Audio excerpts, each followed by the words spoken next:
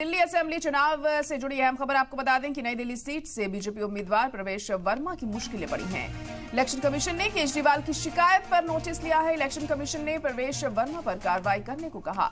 Delhi police प्रवेश वर्मा पर action ले, ये इलेक्शन कमीशन की तरफ से कहा गया है। पैसे बांटने के मामले में एक्शन लेने को कहा गया है।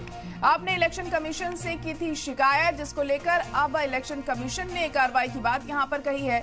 बीजेपी उम्मीदवार प्रवेश वर्मा की मुश्किलें अब बढ़ती हुई हमें दिखाई दे रही हैं, क्योंकि अब इलेक्शन कमीशन की तरफ से उन पर कार्रवाई की जाएगी।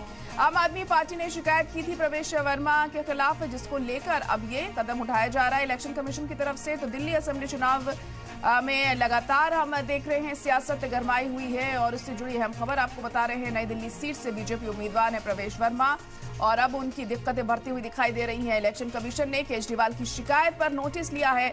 इलेक्शन कमीशन ने प्रवेश वर्मा पर कार्रवाई करने को कहा है। दिल्ली पुलिस से प्रवेश वर्मा पर एक्शन ले, ये इलेक्शन कमीशन की तरफ से कहा गया। पैसे बांटने के मामले में ये एक्शन लेने को कहा गया है। आपने इलेक्शन कमीशन से शिकायत की थी प्रवेश वर्मा की कि वो पैसे बांट रहे हैं, वोट के बदले नोट यहां पर दिया जा रहा था, और उसको लेकर शिकायत यहां पर की गई इलेक्शन कमीशन से।